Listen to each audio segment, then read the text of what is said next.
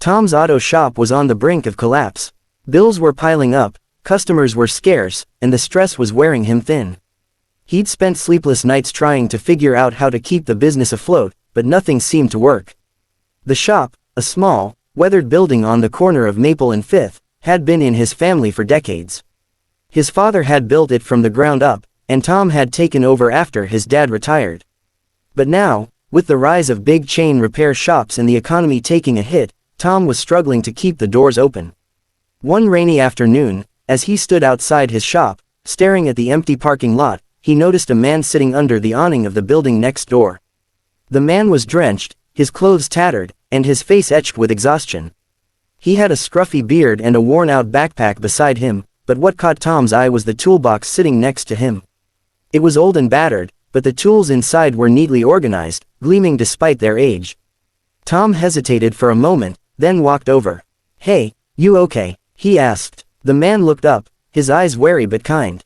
"Just trying to stay dry," he replied, his voice rough but steady. Tom crouched down, ignoring the rain soaking through his jeans. "You know your way around cars?" he asked, nodding toward the toolbox. The man nodded. "Used to be a mechanic. Life just took a turn." Tom studied him for a moment. There was something about the man's demeanor, a quiet dignity, despite his circumstances. "What's your name?" "Carl," the man said, extending a hand. Tom shook it, surprised by the firm grip. "I'm Tom. I own the auto shop over there." He gestured toward his building. "Listen, I could use some help around the shop. If you're willing, I'll give you a shot." Carl's eyes widened in disbelief.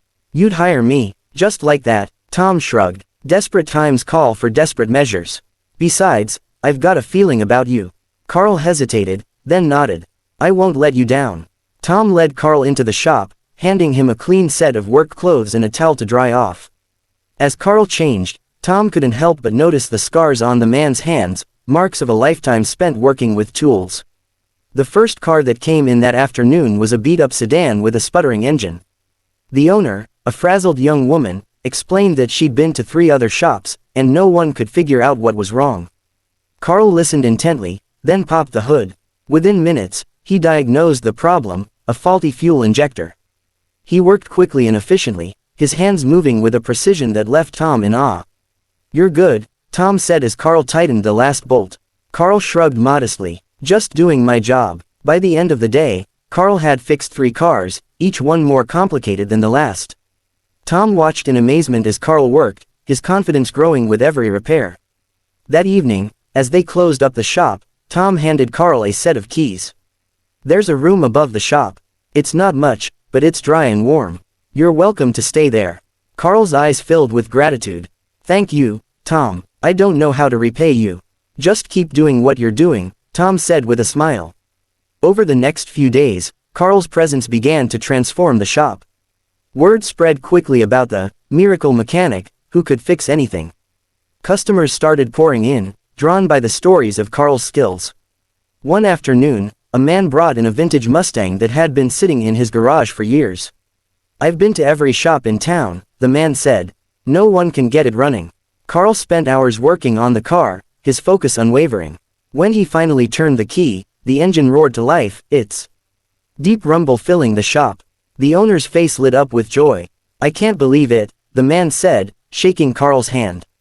"You're a genius." Tom watched from the sidelines, a sense of pride swelling in his chest. For the first time in months, he felt hopeful about the future of his shop. But as the days turned into weeks, Tom couldn't shake the feeling that there was more to Carl's story. The man rarely spoke about his past, and Tom didn't press him. Still, he couldn't help but wonder what had led Carl to the streets.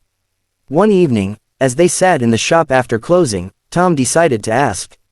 "Carl, if you don't mind me asking, what happened? How did you end up on the streets?" Carl was silent for a long moment, his gaze fixed on the floor. "It's a long story," he said finally. "I've got time," Tom replied gently. Carl took a deep breath, then began to speak. He told Tom about his life as a lead engineer at a prestigious automotive company, about the long hours and the pressure to perform. He spoke of a tragic accident that had claimed the life of his wife and young daughter, and how he'd spiraled into grief and despair. "I lost everything," Carl said, his voice trembling. "My job, my home, my will to live. I just couldn't face the world anymore. Tom listened in silence, his heart aching for the man. "I'm so sorry, Carl," he said finally. "I can't imagine what you've been through." Carl nodded, his eyes filled with pain. "I've been trying to find my way back, but it's not easy." Tom placed a hand on Carl's shoulder. "You're not alone anymore. We'll figure this out together." As the days passed, Carl began to open up more, sharing stories of his past and his dreams for the future. Tom, in turn, found himself opening up to Carl, sharing his own struggles and fears. One afternoon, as they worked side by side on a stubborn engine, Carl turned to Tom with a thoughtful expression. "You know, Tom, you've given me more than just a job. You've given me a second chance. I won't forget that." Tom smiled, his heart swelling with pride.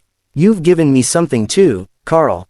You've reminded me why I started this shop in the first place. It's not just about fixing cars, it's about helping people." As the weeks turned into months, the shop continued to thrive. Carl's skills brought in a steady stream of customers, and Tom's business began to flourish. But more than that, the two men had formed a bond, a friendship built on trust, respect, and a shared sense of purpose. And as Tom looked around his shop, now bustling with activity, he couldn't help but marvel at how a simple act of kindness had changed everything. Sometimes, he realized, the most unexpected encounters could lead to the most profound transformations. Word about Carl's skills spread like wildfire. Customers started pouring in, drawn by the stories of the miracle mechanic who could fix anything. The shop, once on the verge of closing, was now thriving. Tom couldn't believe his luck. Every day, more cars filled the parking lot, and the phone rang off the hook with appointment requests. Carl worked tirelessly, his hands moving with precision and care, and Tom found himself stepping back more and more, letting Carl take the lead. But the real shock came one evening when a sleek black car pulled up to the shop. Tom was in the office, going over the books, when he heard the low rumble of an engine outside. He glanced out the window and saw a man in an expensive suit stepping out of the car. The man looked around, his eyes scanning the building before landing on Carl, who was under the hood of a pickup truck. "Carl," the man said, his voice filled with disbelief. Carl froze, his wrench slipping from his hand. He straightened up slowly, wiping his hands on a rag as he turned to face the man. "Mr. Reynolds." Tom watched in stunned silence as the two men embraced. Mr. Reynolds, the CEO of Reynolds Automotive, one of the most successful car manufacturers in the country, was standing in Tom's modest shop, hugging Carl like a long-lost brother. "Where have you been, Mr. Reynolds asked, his voice thick with emotion. "We've been looking for you for years." Carl shook his head, his eyes filled with a mix of guilt and relief. "I needed to disappear for a while. I couldn't face it all after what happened." Mr. Reynolds placed a hand on Carl's shoulder. "We thought we'd lost you. But here you are, alive and well. And working in a shop like this." He glanced around, taking in the modest surroundings. Tom stepped forward, clearing his throat. "Excuse me, but what's going on here?" Mr. Reynolds turned to Tom, extending a hand. "I'm James Reynolds. Carl here used to be my lead engineer. He's one of the most brilliant minds in the automotive industry. We thought he'd vanished off the face of the earth." Tom's jaw dropped. He looked at Carl, who gave him a sheepish smile. "I didn't want to say anything," Carl said. "I didn't want to bring my past into this." Mr. Reynolds turned back to Carl. "We need you back, Carl. The company hasn't been the same without you. We've got projects piling up, and no one can figure them out like you can." Carl hesitated, glancing at Tom. "I don't know, James. I've got a good thing going here. Tom gave me a chance when no one else would. I can't just walk away from that." Mr. Reynolds nodded, his expression thoughtful. "I understand, but what if I made you an offer you couldn't refuse?"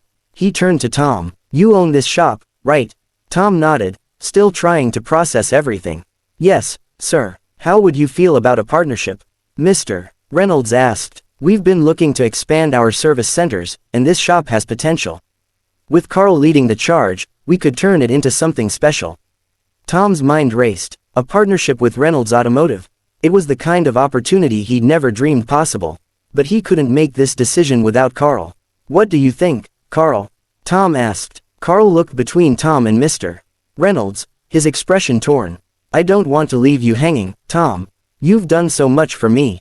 Tom shook his head. "This isn't about me, Carl. This is about you. If this is what you want, I'll support you 100%. Carl took a deep breath, then nodded. All right, let's do it. Within weeks, the shop was transformed. Reynolds Automotive poured resources into the business, upgrading the equipment, expanding the building, and bringing in a team of skilled technicians. Carl was named the head of operations, and Tom stayed on as the manager, overseeing the day-to-day running of the shop. The partnership brought in a flood of new customers, and the shop became one of the most successful service centers in the region. Carl's expertise and leadership were instrumental in its success, and Tom couldn't have been prouder of how far they'd come. But the changes weren't just professional. Carl's confidence grew, and he began to open up more about his past. He started attending counseling sessions, working through the grief and guilt that had haunted him for so long. He even reconnected with old friends and colleagues, rebuilding the relationships he'd left behind. One evening, as they sat in the shop after closing, Carl turned to Tom with a thoughtful expression. You know, Tom, I don't think I ever properly thanked you. Tom frowned. For what? For giving me a chance, Carl said. For seeing something in me when no one else did. You saved my life, Tom. I'll never forget that. Tom smiled, his heart swelling with pride. You saved this shop, Carl. We're even. As the months passed, the shop continued to thrive, but it was more than just a business now. It was a symbol of second chances, of the power of kindness and the strength of human connection. One day, a young man came into the shop, looking for work. He was nervous and unsure, but there was a spark of determination in his eyes. Tom and Carl exchanged a glance, then offered him a job on the spot. Everyone deserves a chance, Carl said as they watched the young man get to work. Just like you gave me. Tom nodded, a sense of fulfillment washing over him. He'd started the shop to honor his father's legacy, but it had become so much more than that. It was a place where people could find hope, where broken things, and broken people, could be made whole again. And as he looked around the shop, now bustling with activity and filled with the hum of engines and the laughter of his team, Tom couldn't help but marvel at how far they'd come. Sometimes, he realized, the most unbelievable things happen when you least expect them. And sometimes, they change your life in ways you could never have imagined.